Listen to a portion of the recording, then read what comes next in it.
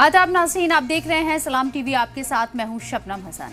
उत्तर प्रदेश से उत्तराखंड तक इस वक्त मुसलमानों के खिलाफ नफरत की प्रयोगशाला बन गई है और हाल ही में ऋषिकेश के एक घर में कई लोगों के जरिए नमाज पढ़ने पर बजरंग दल ने जबरदस्त हंगामा किया था।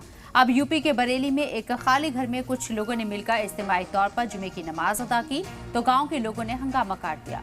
पुलिस से शिकायत की। पुलिस ने आनन फानन में FIR दर्ज कर 12 लोगों को हिरासत में लिया।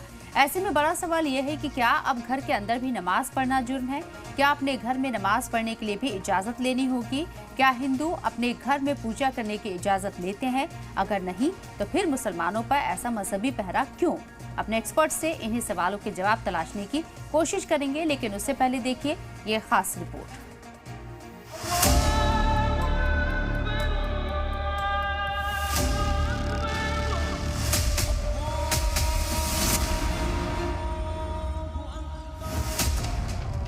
मुसलमान ट्रेन में नमाज पढ़ें तो FIR, मुसलमान एयरपोर्ट पर नमाज पढ़ें तो FIR, मुसलमान सड़क पर नमाज पढ़ें तो FIR, मुसलमान रेलवे स्टेशन पर नमाज पढ़ें तो FIR, मुसलमान मॉल में नमाज पढ़ें तो FIR, मुसलमान पार्क में नमाज पढ़ें तो FIR, मुसलमान फैक्ट्री में नमाज पढ़ें तो भी FIR, और मुसलमान अगर घर में नमाज पढ़ें तो भी FIR। और अब अपने ही घर में नमाज पढ़ने पर मुसलमानों की गिरफ्तारी। सोशल मीडिया पर लोग ऐसे ही सवाल पूछ रहे हैं कि क्या घर में नमाज पढ़ना भी उत्तर प्रदेश में जुर्म है? ये सवाल इसलिए पूछ रहे हैं क्योंकि राम राज्य की रियासत उत्तर प्रदेश के बरेली से ऐसा ही एक हैरान करने वाला मामला सामने आया है। दरअसल बरेली के मोहम्मदगंज गांव में हनीफ नाम के एक शख्स का खाली पड़ा घर कई हफ्तों से नमाज के लिए इस्तेमाल हो रहा था। यहां जुमे की नमाज इज्तिमाई तौर पर पढ़ी जा रही थी। गांव के कुछ लोगों ने इस पर एतराज जताया, पुलिस को जानकारी दी और पुलिस ने कार्रवाई भी कर दी। 1/26 को थाना विशालगंज स्थित ग्राम मोहम्मदगंज से यह सूचना प्राप्त हुई कि एक घर को रिलीजियस स्थान में परिवर्तित करते हुए बिना किसी कॉम्पिटेंट अथॉरिटी की अनुमति के रिलीजियस गतिविधियां चलाई जा रही थी। शांति व्यवस्था के दृष्टिगत एवं किसी भी संभावित विवाद की आशंका को देखते हुए थाना पुलिस टीम द्वारा 15 व्यक्तियों का केवल कार्रवाई की गई, जिसमें 12 व्यक्तियों के विरुद्ध 170, 126 और 135 BNSS के अंतर्गत कार्रवाई की गई एवं मौके से भागे हुए 3 व्यक्तियों के विरुद्ध 126 एवं 135 BNSS की कार्रवाई की गई है। मुल्क भर में बढ़ती हिंदू मुस्लिम नफरत का नतीजा ही है कि हिंदू अक्सरियत इलाके में भला मुसलमान किसी घर में नमाज अदा कैसे कर सकते हैं। इसी बात को साबित कर रहे हैं मकामी हिंदू तेजपाल, जो दावा कर रहे हैं कि ये लोग जो भी खाली घर देखते हैं उसी घर में नमाज पढ़ने लग जाते हैं। ये लोग जो घर खाली देखते थे उसी घर में नमाज पढ़ते थे। यहाँ नमाज नहीं पढ़ी जाती, रुटिया जाते थे, भंडारा जाते थे। यहाँ कोई नमाज नहीं, कभी नहीं। लिखित रूप में हमारे पास कागज रखा है 30 साल पहले का, समझ गए आप? अच्छा, नहीं तो घरों में नमाज पढ़ते हैं? घरों में जो ही घर खाली होता है उसी घर में छुप छुप के नमाज करते थे। ये अभी जल्दी से इन्होंने चालू करी है, पहले तो कभी नहीं पढ़ी जाती थी। अच्छा, अभी जल्दी में पढ़ना शुरू करिए। हाँ, अभी जल्दी। तो जो यहाँ पर जो पुलिस को सूचना दी वो आप लोगों ने दी थी? हमारे सारे समुदाय सबने दी थी। अच्छा, क्या सूचना दी थी आपने? यही सूचना दी थी कि आप चोरी छिपे नमाज पढ़ रहे हैं। ये सब ऐसा इसलिए हुआ क्योंकि बीते जुमे को हसीन मियां के घर पर कुछ लोगों ने मिलकर नमाज अदा कर ली।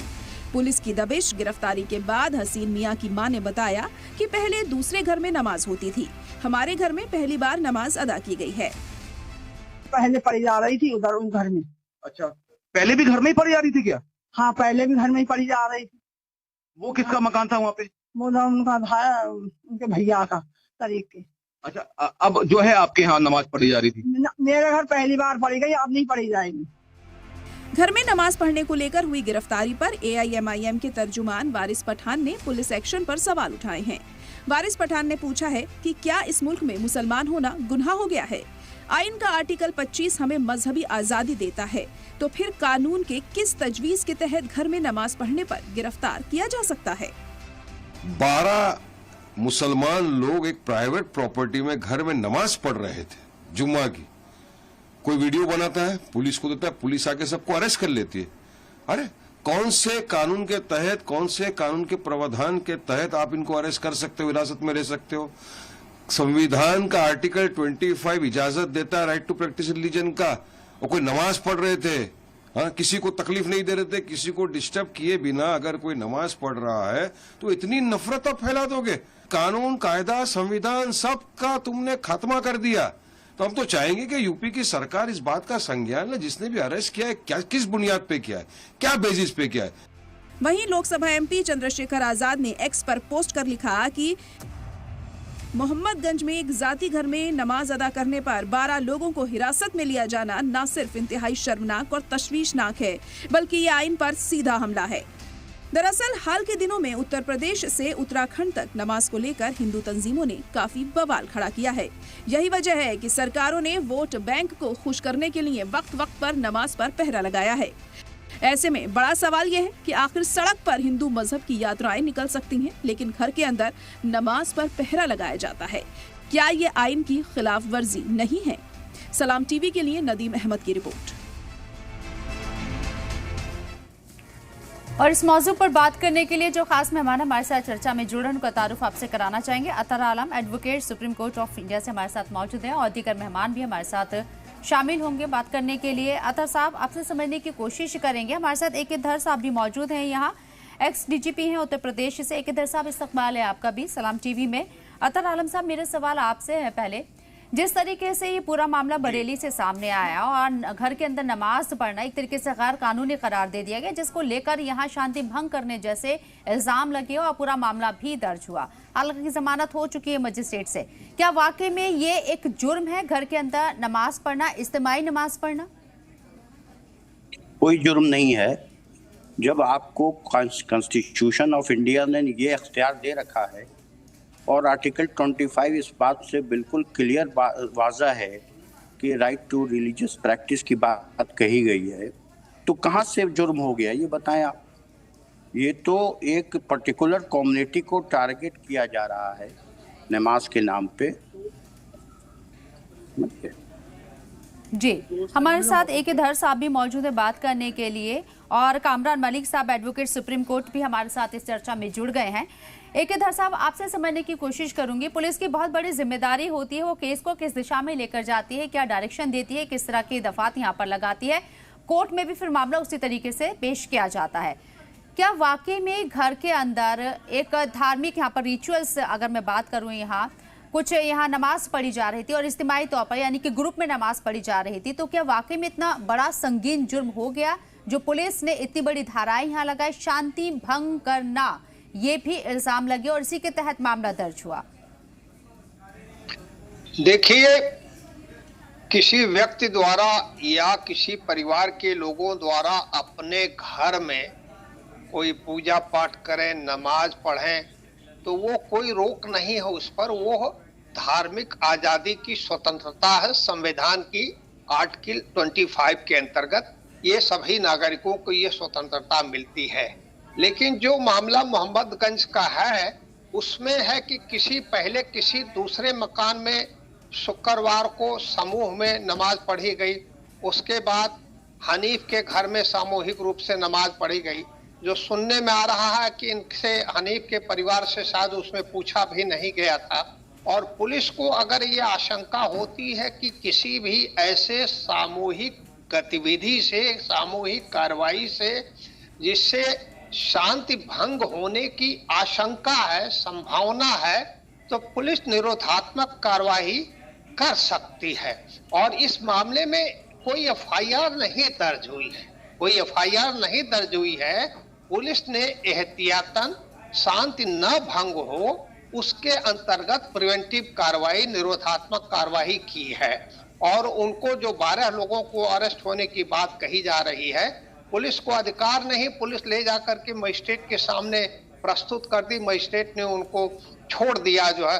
तो ऐसी कोई बात नहीं। लेकिन कोई भी नागरिक अपनी धार्मिक स्वतंत्रता की जो अधिकार मिला उसका प्रयोग इस प्रकार से करे ताकि समाज में, गांव में, मोहल्ले में शांति भंग ना हो। तो ये प्रमुख बात है। बाकी धार्मिक क्रियाकलाप की, पूजा पाठ करने की छूट है, ये हमारा संविधान ऐसा अधिकार देता है। लेकिन ध्यान में रखना चाहिए कि और लोगों की ऐसी कोई सामूहिक गतिविधि से, बार बार वही गतिविधि करने से अगर कहीं पर शांति भंग होने की संभावना रहती है तो उसको फिर रेगुलेट करने के लिए, नियंत्रित करने के लिए निरोधात्मक कार्रवाई करना आवश्यक हो जाता है। अगर ये निरोधात्मक कार्रवाई पुलिस ना करे तो बाद में अगर कुछ समय बाद बवाल होता, अशांति होती, तो लोग कहते हैं अरे भाई पुलिस वाले क्या करते हैं, उनको कुछ तो करना चाहिए था। तो कोई एफआईआर नहीं हुई है, प्रिवेंटिव कार्रवाई हुई है। प्रिवेंटिव कार्रवाई करने में कोई बुराई नहीं है। तमाम जगहों पर पुलिस प्रिवेंटिव कार्रवाई करती ताकि शांति बनी रहे। ठीक है, लेकिन इस तरीके से जो ये पूरा मामला निकलकर सामने आया, अतहर आलम साहब, जैसे कि यहाँ पर एक इधर सामने बोला कि पुलिस को अख्तियार है, अगर उसके नॉलेज में इस तरह का कोई मामला सामने आता है कि कहीं शांति भंग हो रही है तो वो इस तरह की कार्रवाई कर सकती है, मजिस्ट्रेट के सामने पेशी हुई हो और फिर वहां से जमानत भी मिल गई, छोड़ भी दिया गया है। आपके पास मैं आऊंगी, कामरान मलिक भी मुझे नजर आ रहे हैं स्क्रीन पर, उनका रुख करना चाहूंगी। कामरान मलिक साहब, आपको क्या लगता है, क्योंकि मैंने ये पूरी खबर डिटेल में पढ़ी जिसमें कई जगह पर ये मेंशन किया गया कि यहाँ बाकायदा जिस तरीके से नमाज अदा की जा रही थी, पुलिस ने आपकी मस्जिद यहाँ बनने जा रही है या मदरसे का संचालन हो रहा है अवैध रूप से, और उसके कागज भी मांगे, जब कागज नहीं मिले तो चालान किया गया। ये पूरा डिटेल आपको मिल जाएगी, स्टोरी आप देखेंगे तो ये पूरी बात निकलकर सामने आई। इज्तिमाई नमाज अदा करना किसी घर के अंदर या जगह बदल कर नमाज बार बार अदा करना, क्या ये कोई किसी तरह का जुर्म साबित होता है जो पुलिस इस पे प्रिवेंटिव कार्रवाई कर सकती है, जैसे एकेधर साहब बोल रहे हैं? देखिए, पुलिस का जो रवैया है उत्तर प्रदेश की, वो एंटी माइनॉरिटीज है। वो यही नहीं, बहुत सारी जगहों पर मुस्लिम कम्युनिटी को प्रताड़ित करने के लिए, उनको परेशान करने के लिए, उनको डराने के धमकाने के लिए, उनका मोरल डाउन करने के लिए पुलिस इस तरह की हरकतें कर रही है जो कि बहुत ज्यादा गैर कानूनी है। और इस तरह की हरकतें अगर होती रहेंगी तो मुसलमान दबेगा और दबकर जो है कहते हैं वो तरक्की नहीं कर पाएगा। इन लोगों के जो कहते हैं मकसद पूरे होते रहेंगे बेसिकली। हालांकि जो मेरे कुलीग पैनल पर हैं वो कह रहे थे कि एफआईआर रजिस्टर्ड नहीं हुई है। एफआईआर रजिस्टर्ड होना भी एक मतलब एफआईआर ना रजिस्टर अरेस्ट करने के बावजूद भी लोगों के से पूछताछ करना, उनके घरों पर जाना, उनको क्या कहते हैं मजिस्ट्रेट तक ले जाना, यही अपने आप में क्या कहते हैं डराने और धमकाने की क्या कहते हैं इलीगल प्रक्रिया है पुलिस की। और पुलिस जो है किसी भी तरह से किसी भी मुसलमान को ना तो ग्रुप में पढ़ने के लिए नमाज के लिए रोक सकती है और ना ही किसी को एकांत में जो कहते हैं अकेले नमाज पढ़ने के लिए रोक सकती है। इवन मैं तो ये कहूंगा कि योगी ने जो ट्रेंड बना रखा है वो भी जो कहते हैं सही नहीं है कि हम जो है पार्क में नमाज नहीं पढ़ सकते। पार्क में भी हम नमाज थोड़ा पढ़ सकते हैं। सा मैं एक डेफिनेशन समझने की कोशिश करूंगी। शांति भंग होना, खलल पड़ना, अमन में किसी तरह का, नमाज पढ़ने से और ग्रुप में नमाज पढ़ने से क्या ये एक धारा लग सकती है या ये इल्जाम लगाया जा सकता है? क्योंकि वीडियो आपने भी देखा होगा, वहां किसी तरह का कोई शोर नहीं था, लाउड स्पीकर नहीं था, माइक नहीं था, खुतबा इस तरीके से नहीं हो रहा था। अगर हुआ भी होगा तो वो घर के चार दीवारी के अंदर हुआ होगा, बाहर किसी तरह का कोई शोर नहीं था। इसकी डेफिनेशन थोड़ा सा समझना चाहूंगी मैं आपसे। मतलब शांति भंग करने का तो मतलब ये होता है ना कि आप उत्पात बचा रहे हैं, दूसरी कम्युनिटी को जगह परेशानी हो रही है या फिर जगह लॉ एंड ऑर्डर डिस्टर्ब हो रहा है।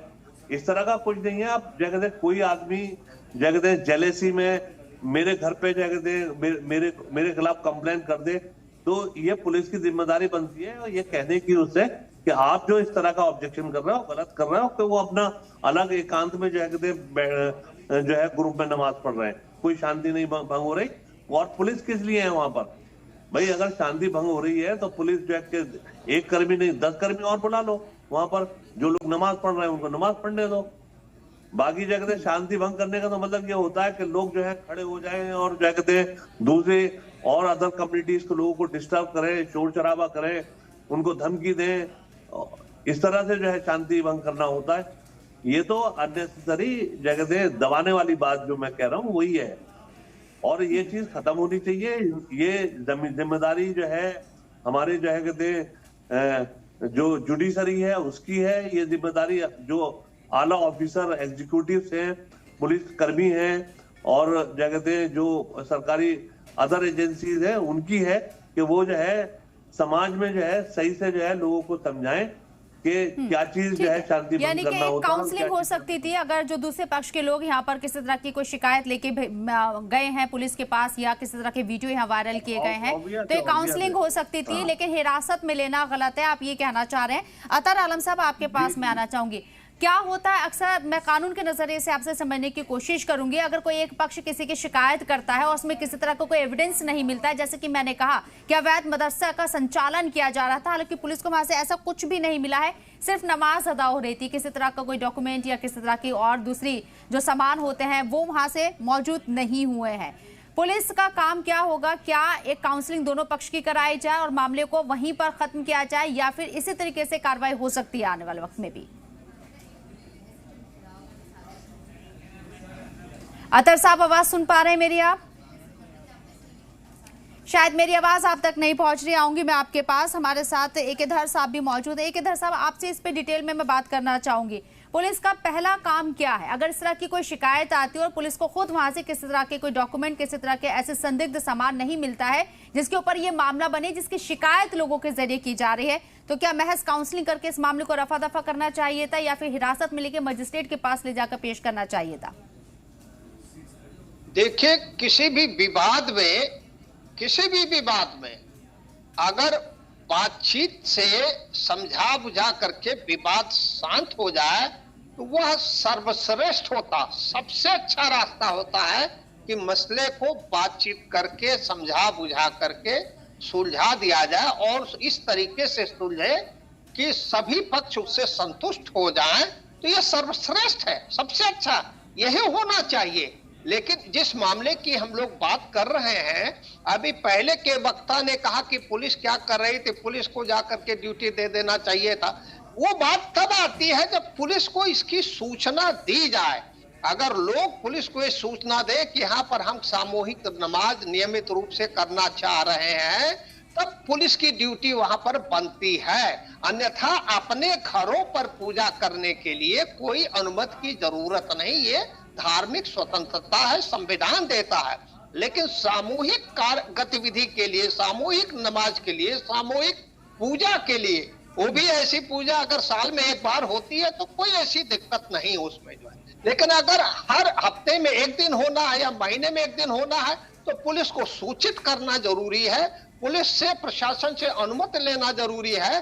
जब अनुमति लेंगे तो पुलिस प्रशासन के लोग कुछ शर्तें लगाते हैं कि भाई आप सामूहिक की डेफिनेशन किस तरीके से तय करेंगे? घर में मान लीजिए 10 लोग हैं, एक फैमिली, पूरी जॉइंट फैमिली है, वहां 10 लोग हैं और 10 लोग हफ्ते में एक मर्तबा बाजमात नमाज अदा करते हैं, वो भी एक तरीके से सामूहिक हो गया क्या?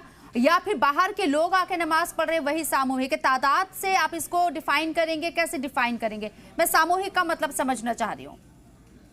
देखिए, सामूहिक का मतलब होता है कि अगर परिवार के लोग हो तो परिवार के जितने सदस्य हैं वो सभी अपने घर पर कर सकते हैं, इसमें कोई दिक्कत नहीं।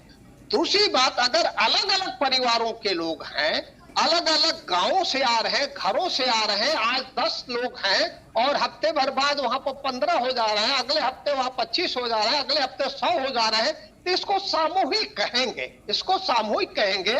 ऐसे मामलों में पुलिस के द्वारा रेगुलेट करने की आवश्यकता पड़ती है ताकि अमन चैन बना रहे, और ऐसे मामलों में पहले से अनुमति लेना जरूरी होता है। और जो घर की बात कही जा रही वो किसी उनकी जो नमाज पढ़ रहे हैं उनकी नहीं है, बल्कि हनीफ की है, दूसरे की है। मुझे भी ये सुनवाई पड़ा कि उनसे भी अनुमति नहीं ली गई थी। तो सामूहिक कोई ऐसी गतिविधि अगर महीने में एक बार हो रही है, 6 महीने में एक बार हो रही है, यहाँ पर आपका मुआवजा चाहूंगी, आपको टोकना चाहूंगी। हनीफ का बाइट स्टेटमेंट उनका खुद हमने यहाँ पर चलाया है अपनी टीवी स्क्रीन पर। हनीफ ने खुद कहा है कि 20 साल से हम घर में ही नमाज अदा कर रहे हैं और मेरे ही घर में नमाज अदा हुई है, ऐसी दिक्कत अब तक नहीं हुई है। लेकिन अब कहा जा रहा है कि जो नमाज पढ़ी गई है वो गैर कानूनी है, अवैध है, इस तरीके से नमाज अदा नहीं हो सकती है। ये हनीफ का स्टेटमेंट है जिनके घर में नमाज अदा की गई थी। हनीफ अगर अपने घर में 20 साल नहीं 50 साल से नमाज पढ़ रहे हैं तो उसमें कोई रोक नहीं हुई है, उनको अधिकार है। लेकिन अगर गांव भर के लोग हर हफ्ते नमाज पढ़ेंगे तो वहां पर फिर रेगुलेशन की जरूरत पड़ जाती है। वहां बेहतर होता है पुलिस को बता दिया जाए, अगर पुलिस जरूरत समझेगी तो वहां ड्यूटी लगा सकती है या औपचारिक रूप से उसका परमिशन दे सकती है, तो व्यवस्था करेगी, रेगुलेट करेगी ताकि अमन चैन बना रहे।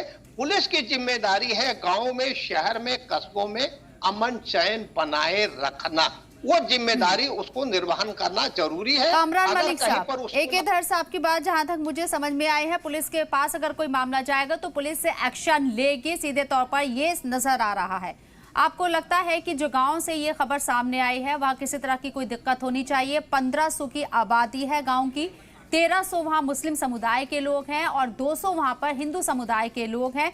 मस्जिद मदरसा कोई नहीं है, दूसरे गाँव में जाके नमाज अदा की जाती है, लेकिन एक घर के अंदर इस तरह से नमाज अदा की गई तो इसे कानून के दायरे में लाना कितना सही, और क्या आने वाले वक्त में लोगों को कुछ परेशानियों से गुजरना पड़ सकता है अगर एक बार मामला पुलिस में पहुंच गया है तो? नहीं, देखिए, पुलिस तो जो है ऑब्वियस है, जो उत्तर प्रदेश के चीफ मिनिस्टर शासन कर रहे हैं उन्हीं की है, और ये जग जाहिर है। बुलडोजर एक्शन ये बताता है कि पुलिस जो है चीफ मिनिस्टर साहब की है, पुलिस जो है बीजेपी की है, पुलिस जो है कहते हैं पक्षपात कर रही है। तो ऐसे में अगर आप जो है घर में नमाज पढ़े सामूहिक रूप से या किसी पार्क में नमाज पढ़े तो ऑब्जेक्शनेबल होगा ही होगा हर हाल में। अब बात आती है उस गांव के लोगों को, मैं आपके चैनल के माध्यम से सजेस्ट करूंगा कि प्रॉपर वे में जो कहते हैं वो एक मस्जिद बनाने की, तामीर करने की जो कहते हैं कोशिश करें। और अगर ये जो बीजेपी की सरकार है, चीफ मिनिस्टर जिसकी मानसिकता मुस्लिम विरोधी है, वो अगर परमिशन नहीं देता है तो जो कहते हैं कोर्ट का रुख करना चाहिए और जो कहते हैं बेबाक होकर जो है नमाज पढ़नी चाहिए। नमाज पढ़ने के लिए मस्जिद की तामीर करनी चाहिए और मदरसा कायम करना है तो मदरसा भी कायम करना चाहिए। आवेद जो कहते मदरसा कुछ नहीं होता है। मैं अपने घर में बैठ के 10 लोगों को कुरान शरीफ पढ़ाऊं, वो मदरसे का रूप है, उसको कोई आवेद नहीं कह सकता, उसको ये नहीं कह सकता कि कोई रजिस्ट्रेशन कराना चाहिए। रजिस्ट्रेशन कराने के लिए जो है कहते अलग तरह का जो है कहते वो स्कूल होता है। यहाँ पे मैं कुरान पढ़ाने के लिए, हदीस पढ़ाने के लिए, लोगों को जो है कानून इस्लाम की तालीम देने के लिए अगर मैं जो है 10 लोगों को मैं अपने घर पे इकट्ठा करके पढ़ा रहा हूँ, जैसे जो है 1000, 1 लाख, करोड़ जो है कहते हैं ट्यूशन सेंटर होंगे, वो क्या उनको रजिस्ट्रेशन की जरूरत पड़ती है?